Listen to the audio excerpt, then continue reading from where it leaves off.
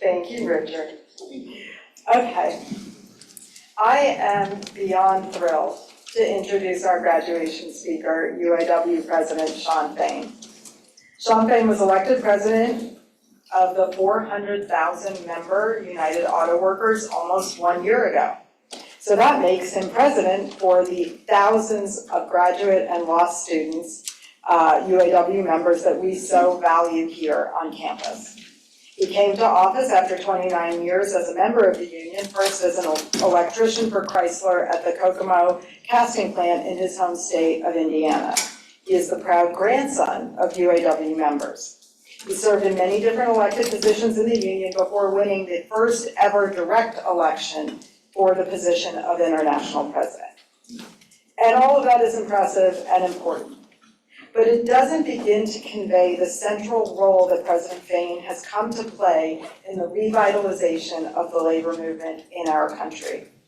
Through his leadership during last year's strikes at the big three auto companies, he brought to the American public the clarity of his vision for what a fair future for the working class looks like. And he took this vision to the shop floor, to the picket line, to a picket line with a president for the first time in American history, to every corner of social media, to the boardrooms of some of the biggest corporations in the world, and to the Oval Office. And that message has been consistent everywhere he goes. UAW members, those who hope to be UAW members, like those workers at non-union car companies who are now part of the UAW's organizing campaigns, and those many people who work hard every day and just want to believe that someone is speaking their truth and fighting for them, have found hope in his leadership. To paraphrase him, he sets expectations high and settles higher. It is truly my honor to introduce our graduation speaker, UAW International President, Shawn Fain.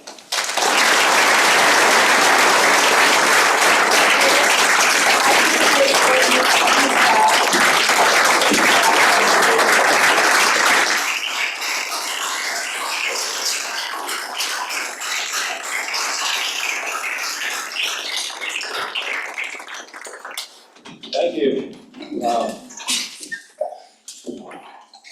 I'll be honest with you, this is probably someplace I never expected to be in my life. But, you know, it's an honor. It's an honor to be here. It's an honor to be a part of the work you've all done and to share in your success as you complete this program. I really want to start by thanking the Harvard Trade Union Program, you know, for the opportunity to address all of you today. You know, I tried to think about what to talk about when I came here because there's a lot to talk about in labor particularly and just what's going on in this country. You know, but I do want to recognize where we are today, you know, because to all of you, this may be Cambridge, Massachusetts, the home of Harvard University, but, you know, to me, it's always going to be UAW Region 9A and home of UAW Local 5118, and home of my good friend here, Region 9A Director Brandon Mancia. You know, Director Mancia was the founder and a leader of the Harvard Graduate Students Union. Yes.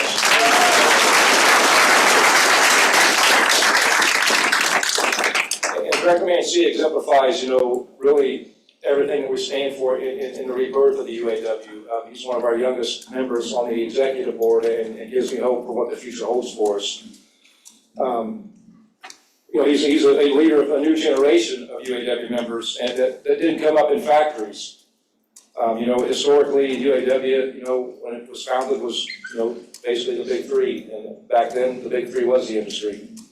You know, our union and our industry has changed a lot over the years.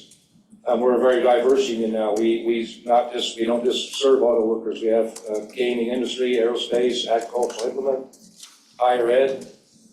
So, you know, just to name a few. And we're very proud of that. And very proud of our heritage. But, you know, it's also a new generation that's revived our union's organizing tradition. And that's what this is all about. You know, we've expanded our horizons and brought UAW values here to places like Harvard. Those values are two really critical things: giving workers and people a voice on the job, and a decent life off the job. And that's really, if you look at what's going on in this country, in this world, in the last 40 years particularly, as we've seen the chasm between the wealthy and the working class just continue to grow to astronomical amounts. That's what this is all about. People want their lives back. I find it interesting when I teach some high school juniors and seniors every year, a couple programs we do, that talking about the most valuable resource we have on this earth, and to me it's time. When people are on their deathbed, they don't wish they worked harder, they don't wish they would have worked more, they don't wish, to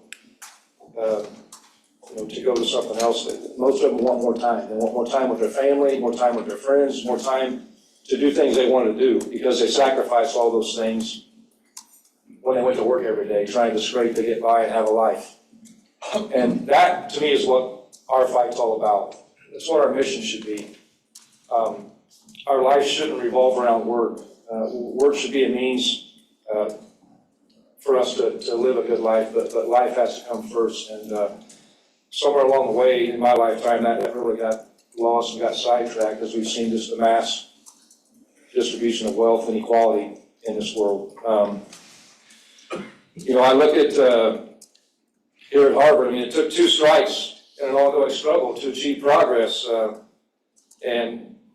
Those grad workers made here at Harvard. And, just 7 years ago, before Local 5118 won its election, grad workers were expected to get by with a salary of just under $30,000 a year. Obviously that's not a lot of money by any standard when you're trying to have a roof over your head and have a living, again, have a life. But today, because of the union, because workers are ready to stand up and have been ready to stand up and they've stood up, because of the new wave of organizing and bargaining wins across the sector in higher ed, grad workers at Harvard and beyond are now going to be making over $50,000 a year. Still not enough. It's progress, but it's still not enough. It's still far from where we want to be. But as we continue to organize, with more organizing, with more of that fight, we believe that we're going to make higher education a place where people can work with dignity. I always say this about our fight. It's about ending a race to the bottom. And that's what's driven our culture and driven, the corporate talk in the last 40 years plus. You hear the word competition. I've said this a lot throughout our Big Free Strike campaign. When I hear the word competition, I think of one thing: race to the bottom, because that's all it means. It doesn't mean competing to be better and to make life better for everyone. When the corporate class talks about competition, they mean one thing: I can pay this person less, so I'm going to kill this plant or kill this job, kill this area, and take it here where I can exploit these workers. And when I can't exploit these workers anymore, I'm going to take it somewhere else where I can exploit it even further. That's not a life I want. That's not a country I want to live in. And sure as I'm not a world any of us want to live in. Oh, no. That's the fight.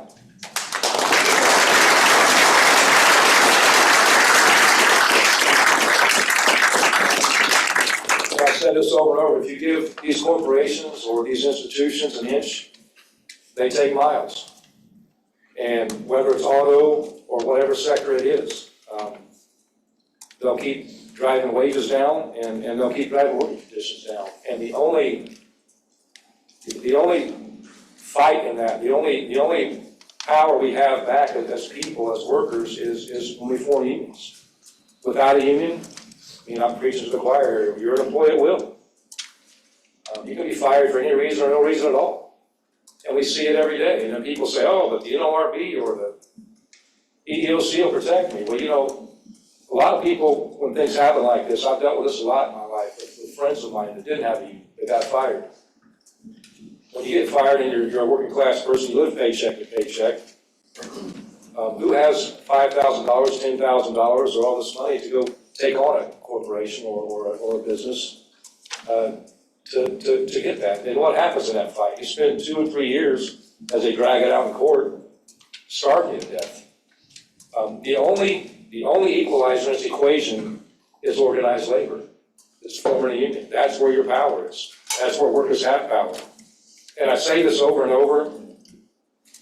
If the COVID pandemic taught us anything, for all the horrific things that happened, millions of lives were lost due to it, there was a silver lining in that. It made people reflect on what's important and what's important in life. And it's sure as hell not living to work.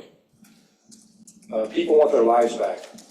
And the fast food industry was a great indicator of that. When you saw during the pandemic, workers who were making $12 an hour said, to hell with this. I'm not going to waste my time going into work and risk my life to do this job for that type of wage. So what they do, they stayed home. And then what happened? Wages went up to $20, $25 an hour in the fast food industry. We've been fighting for $15 an hour.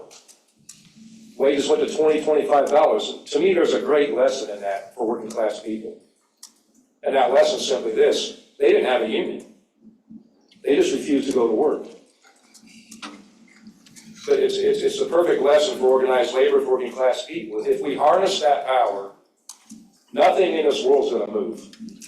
If working class people stand together, nothing turns. I don't care what billionaires or what companies start what business. If they don't have workers there to make the product or to deliver the work, nothing will move. We have the power. We just have to concentrate and harness that power and take back our lives. So that's a big focus of what we're looking to do and going forward. Only a unified working class using the labor movement as a catalyst is how we'll halt the race to the bottom and win economic and social justice for working class people. And that's why we have to honor the fight that so many brave unionists, many of them young people, have led this in this country over the last few years. I say this over and over. This is our generation's defining moment. We're at a critical juncture in our history, and this is a defining moment in where we're going to go, not just as a nation, as a world, but as a society in the future. We're going to continue on this track of a few at the top taking all the wealth and everybody else scraping it by, or we're going to take our lives back. When I see higher ed organizing, workers fighting Starbucks and Amazon, I see a new labor movement that can transform life for working class people everywhere. And I can guarantee you this, when there are fights for economic and social justice anywhere, UAW is going to be able to stand up with them. I want to take a moment here too. I thought it was interesting. Nothing better this morning, but I want to take a moment to express my solidarity with the badass teachers of Newton.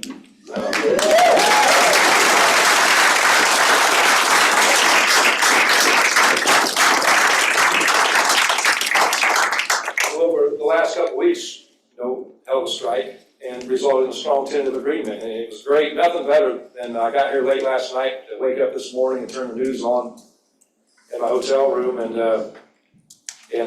see the media talking about that victory at Newton. And it's awesome when you wake up as a union person and that's what you see on the news. Because a lot of times we don't hear about those things. And it hasn't been the case for a long time with organized labor. We're on the rise now. We're back. We think about this, public sector strikes are illegal in this state. That's something that has to change. Yes, sir. Right.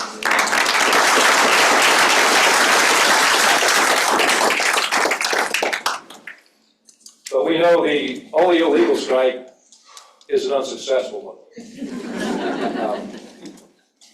And let me tell you this, the Newton teachers, they didn't lose. They chose to lead like so many other teachers have, and they've won. And I always think of this, solidarity and unity are a hell of a lot stronger than the law ever will be.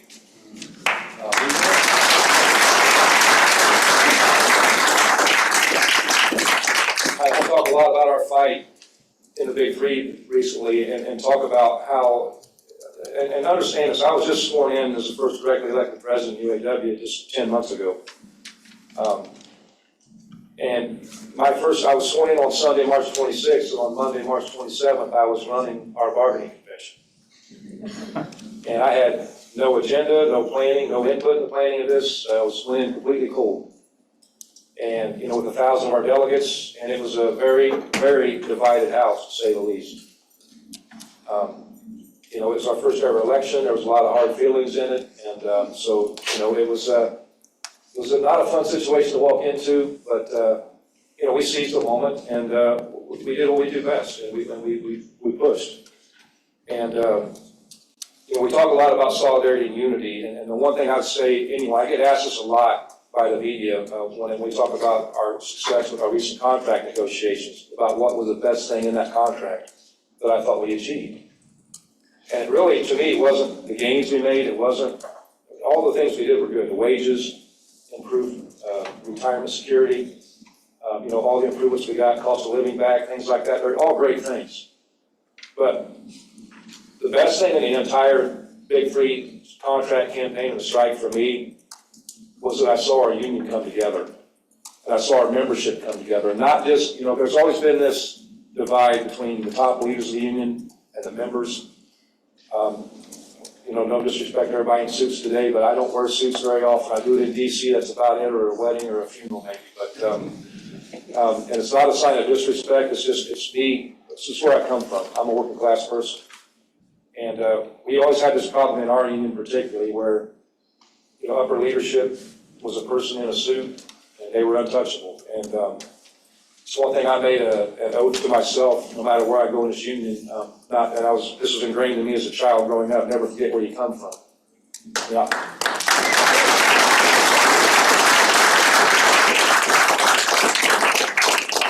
I come from poverty, and I'm proud I come from poverty. My grandparents went through a Great Depression, all four of them, and they were destitute and desperate. They lived in the South. They didn't have, in my grandpa's words, a pot to piss in. And what changed their lives was when they moved north, they migrated north, and they were able to get jobs in the factories. Two of them went to GM, one of them went to Chrysler, and they lived the American dream. They went from scraping to get by and destitution to being able to afford a house, to have a vehicle, to take vacations. I mean, it's sad that over the last 4 years we've watched that dream die again. But I always talk about this. My grandmother during the Depression, her and her siblings were left in an orphanage in Tennessee. That was a norm. Happened a lot back in those days. People couldn't afford to take care of their kids. They left them in orphanages. So, and I say this for one reason. I look at some things going on today politically. I look at the talk about border security. Nothing pisses me off more than when I turn on the news and see one of the top two issues that they say at this election coming up is border security. Border security to me, and especially on the South, is just one thing. It's about the same thing that the wealthy always does, that the billionaire class does, to keep taking more and more of the profits while we keep struggling to get by. They divide us. And they divide us over any issue they can find, whether it's race, whether it's gender, who you love, what color your skin is, or where you come from. Destitute people trying to cross the border to find a better life are not our enemy. They're not taking our job.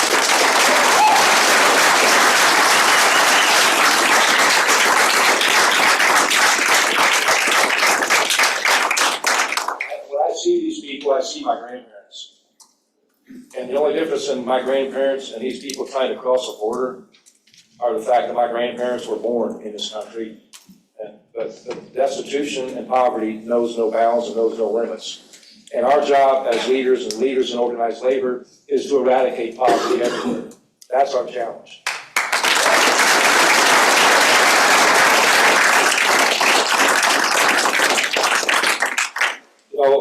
I'd be remiss to say also, this is a special week for the UAW. Today, we celebrate what we call White Shirt Day. It's one of our most treasured holidays in UAW.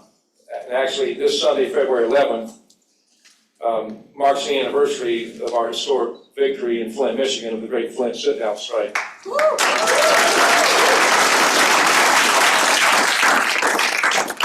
And this is the first white shirt day since we won our historic stand-up strike. And so, there's great significance to that. And, we're celebrating today in UAW because it falls on Sunday and a lot of our workers won't be at work. So that's why we celebrated this year on Friday. But,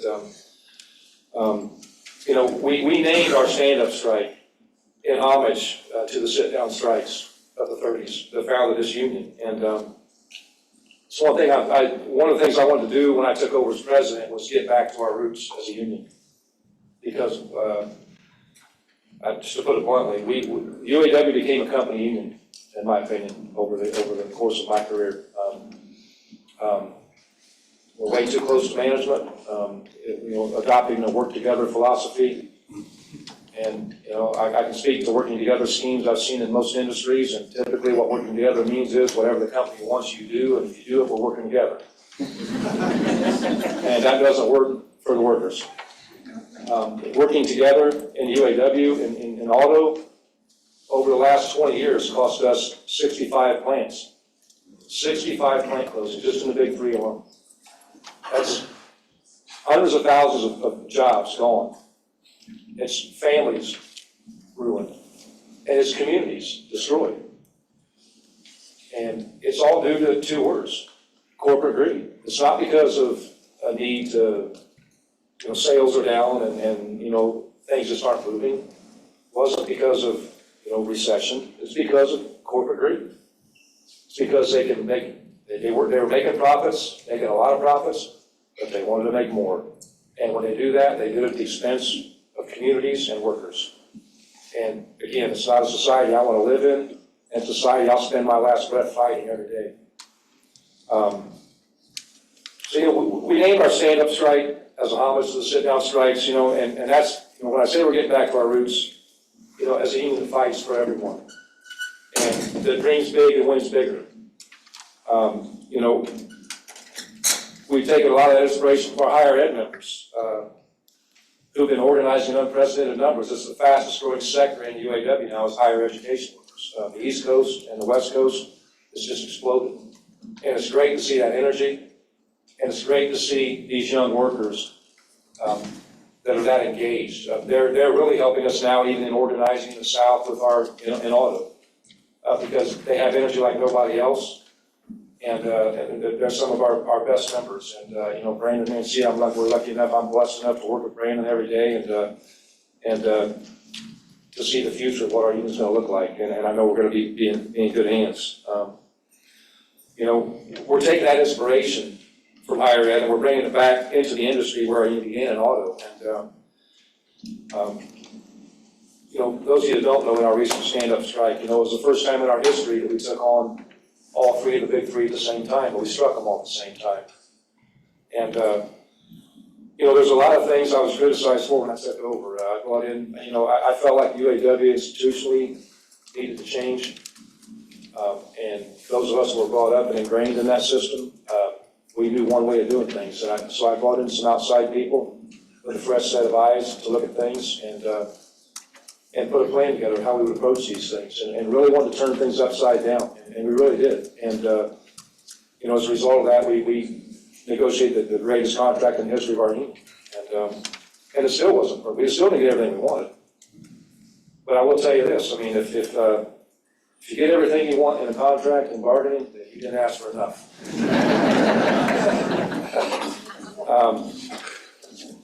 But by strategically attacking all three at once, we turned the tables on the company, something they've done to us for years. They would always whipsaw us against each other, and pit plan against plant, company against company.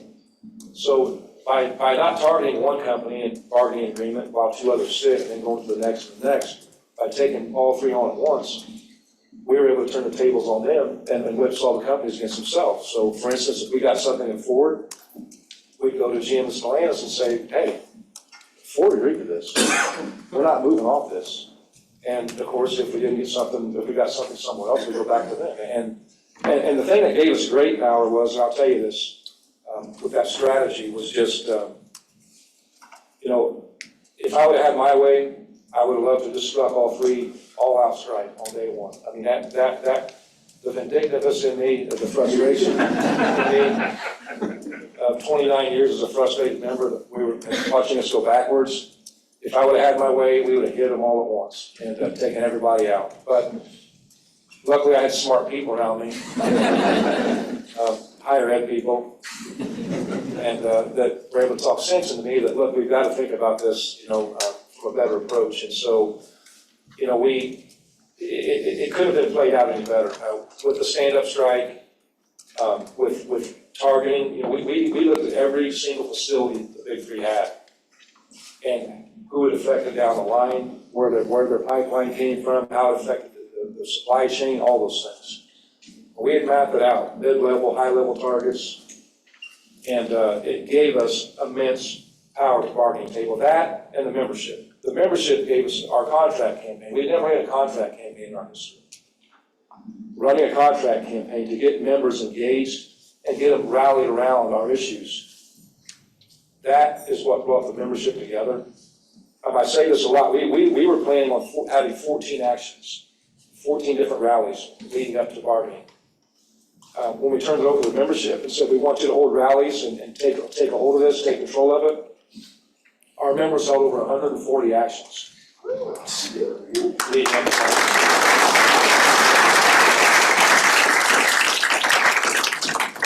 And that was the catalyst for what gave us success with bargaining, because we wanted to do 14 as a goal. I mean, again, we aimed low. We turned it over to the membership and 140 actions plan. And when you're at the bargaining table, and it was like a dream for me to be able to walk in there one day and Ford came back to us with the same thing they proposed 2 weeks earlier. To just look at the vice president and say, look at the company and say, you just lost Kentucky truck plant. Look at the vice president and say, take them out. And there's nothing they can do about that. And the companies knew, they saw that the membership was energetic, they saw they were fired up, and they knew that they knew the issues, and we were rallied behind that, and we were unified. And that's what gave us immense power at the bargaining table. To have that power week after week, to keep the companies guessing of what's coming next, if they didn't address the members' concerns, they knew they had a fight on their hands. And it enabled us to take a strike that would have had to happen very quickly if we did an all-out strike. It enabled us we could have endured a strike for months using that philosophy. And the companies knew it. They were planning on us going all out. They knew me.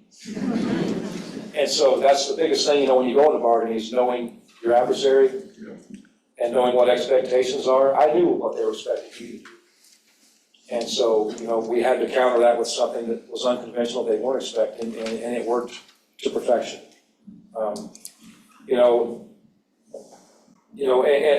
the cool thing with this, in the wake of our stand-up strike, just like in the 30s, the rest of the non-union auto workers and workers all across this country, now they caught fire. We had non-union workers, as we were striking, sending authorization cards to us without us even asking.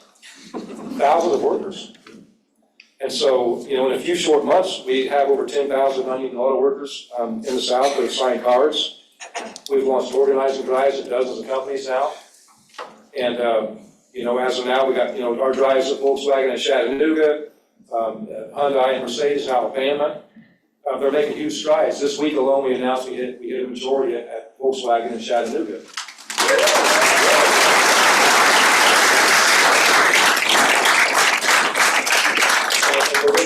We're looking at a majority at Mercedes, hopefully in the next week or so.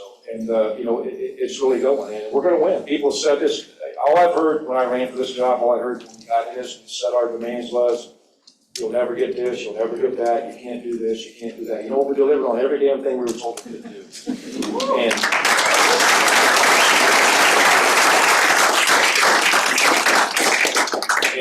And we've been told, I've been told this over and over, you can't organize in the South. But you know what, we're going to win in the South. Once the first domino falls, I can guarantee you the rest will come.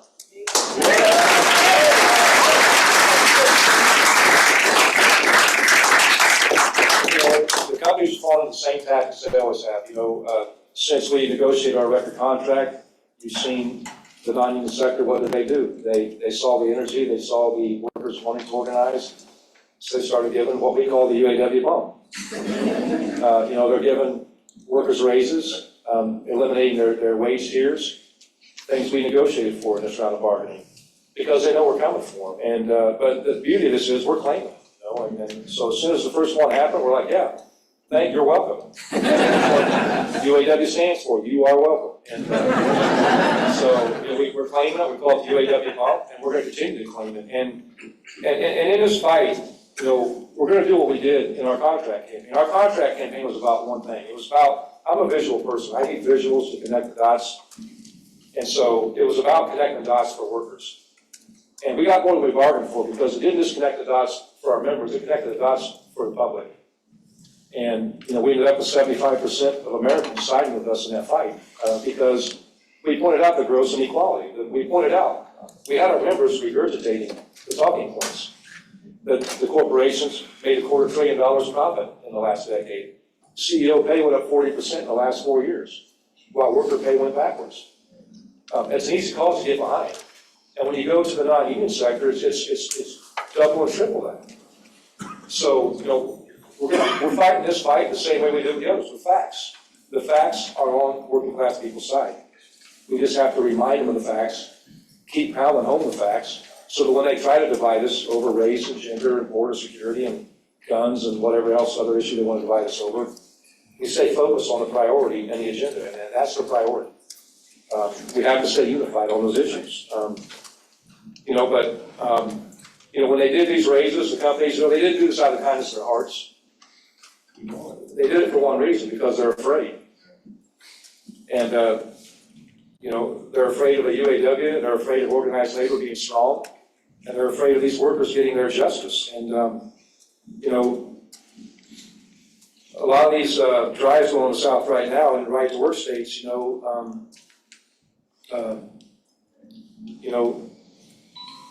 lot of the stuff going on is designed with the right-to-work laws to, allow companies to crush worker power, and we're seeing it, the response right now.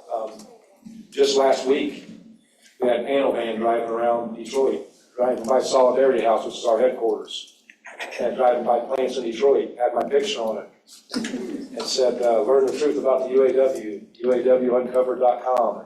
They're putting billboards up now in Kentucky and Alabama. The Alabama legislator, the governor actually came out, against the workers organizing down there, talking about the evil UAW, and they formed a site last week called Alabama Strong. Again, villainizing everything about unions and what they stand for. So, I take it as a compliment. I mean, it means we're doing the right thing. The fight in this is simply this. We've got to keep people focused on the facts, keep workers focused on the facts. And the facts, the gross obscene wealth inequality and the profit margins that our workers create, by the way. That's what we keep telling our workers. Like, Toyota gave a quarter raise a year ago, 25 cents. They gave $2 or $3 raise here recently after our contract. But they still cut their medical benefits while doing that. And as we tell them, the fruits of your labor are what generate these profits for them, not vice versa. So we've got to harness that power and take it back. And the only way you're going to do it is just by organizing. So, we're standing up with working class to change society, to take on the billionaire class that's controlling all the wealth and calling all the shots. And, I say this over and over, when 26 billionaires have as much wealth as half of humanity, we have a crisis. 26 people have as much wealth as half of humanity. That's criminal. Criminal. And I say this till the day I die. Billionaires have no right to exist.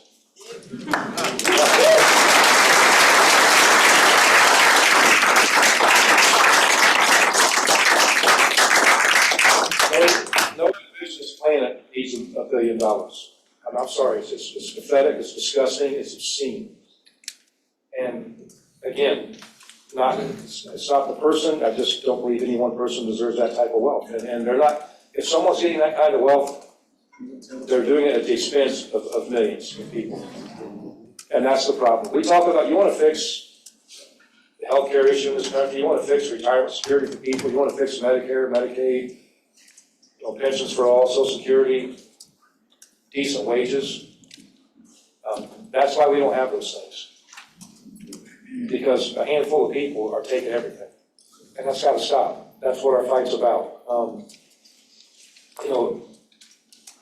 Everything we see in the UAW is possible because people decide to think different and to act different. And, we took inspiration from our new members in higher ed.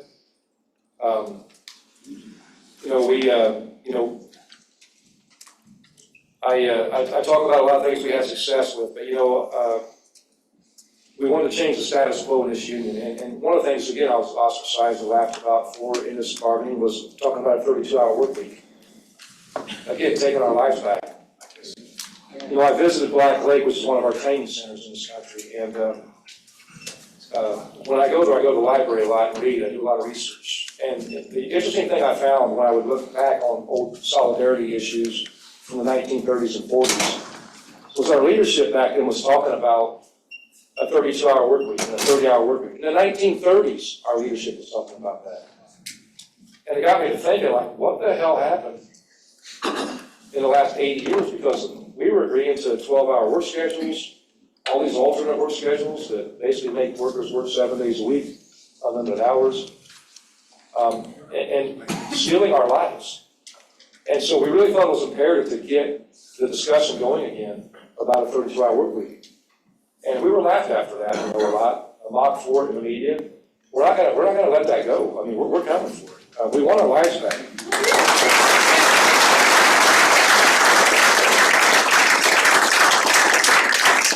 When you talk about a just transition and stuff like that, when you talk about getting our lives back, we can afford a 32-hour work week. Again, it's not, and still pay the same salaries or more money. I mean, the money's there. It's just, it shouldn't be concentrated in the hands of a few people. That's the problem here. And, working class people deserve a life. We talk about the environment. In the 70s, again, I was doing some research at Black Lake. Many people don't know this, but in 1970, when we opened Black Lake in northern Michigan, the UAW was the first union to host a meeting of the United Nations there. And I found it shocking when I went to look at this history that at that time, Walter Reuther had just died. And our current president at that time, Leonard Woodcock, was talking about the internal combustible engine. This is June of 1970, the internal combustible engine and how it's poisoning our environment. That's 54 years ago. I was a year old. And our president of the UAW back then was talking about ICE engines. And we hear this big debate today and this big dialogue between the two presidential candidates. One saying, kill the battery industry and we don't care about the environment. And the other saying, we're going to embrace it. And we have to have clean air, clean water to survive. But I found it interesting, just to think back that 54 years ago, our leadership was talking about this. And again, we lost sight of that. But these issues, wages, environment, taking our lives back, healthcare, retirement security, these are what matter to 75% of the public. That's where we got to focus again. That should be the platform as we're going forward. The one thing I'll say is we were mocked about our audacious demands, but I watched what happened as a result of aiming low and settling lower. That's what our union has done, in my opinion, for years. And I was told this: you're setting expectations too high. You're damn right we are. We want expectations to be high. You're not going to land high if you aim down here and you settle down here. So we're going to continue that fight, continue doing that. And our future depends on that. And one thing I want to say when I talk about being unified, and staying together as working class people, one of the things I'm really looking forward to that we push for. And it's one of the hardest things I thought we would be able to, I didn't think we would get this, honestly, in bargaining with the companies. And it's probably one of the things I'm most proud of, other than becoming unified, was getting our next expiration date to be the end of April so that we can have May Day, International Solidarity Day, as a bogey for trying to take the entire working class out in 2028. We had selfish intentions for changing the date from the fall expiration to a spring because in auto, that's when sales typically pick up, and that's, I would rather be striking them when they need when that's moving the best, when sales are going the best, when things are booming. But when we were looking at targets and when we could do that, we really thought, wow, what a better day than May Day, you know. So we're calling other unions. We've talked with a lot of other unions already about making that a target. And so I'm really looking forward to what we can do in the future with this, to take action and, again, take back more power for working class people. You know, it's going to take an organized labor movement and working people standing together across, you know, all of our differences. And you know, speaking to all of you as you graduate today, you know, I think about everything you can bring to your organizations and to your unions, to the labor movement. I sit and look at you guys and I think of myself in the 90s and early 2000s. I was going through studies programs in Indiana where I'm from. And, influences really bad. my life then, I wanted to be more active in my union. I didn't have ambitions of being a union leader. I didn't have ambitions of being UAW president one day. But here I am.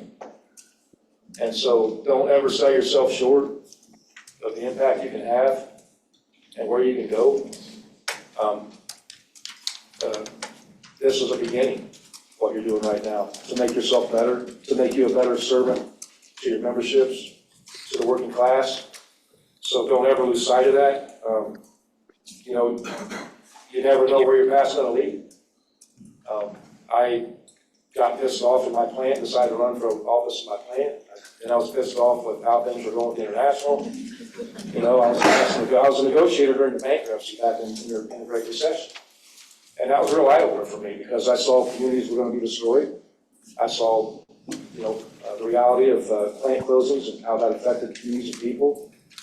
And that just, it lit a bigger spark in me. And, you know, I wasn't happy with how things were. And if it wasn't for the work of a lot of radical union members that decided to form Unite All Workers for Democracy, or UAWD, which is a caucus within our union, to take our union back, I wouldn't be standing here today. I mean, they pushed the one member, one vote initiative. We got it passed. Without that initiative passing, we would be doing the same old things we've been doing forever, and everything you've seen happen in the last 10 months would have never happened. So don't ever underestimate the impact one person can have or where you can go in your organizations, in labor, or whatever it is you do. This is a starting point. So, you know, we need to return to our roots. You know, we need a whole new approach to take on the beginner class. You know, and as I would say to all of you graduates, this is our generation's defining moment. This is it. We're in it. And you're in it. And I'm looking forward to what you all can bring to the future. I mean, that's your charge as a generation of trade unionists, ready to enter the battlefield for the working class. So I can't wait to continue to fight with you and join you in the fight. And just want to take the time to congratulate you all.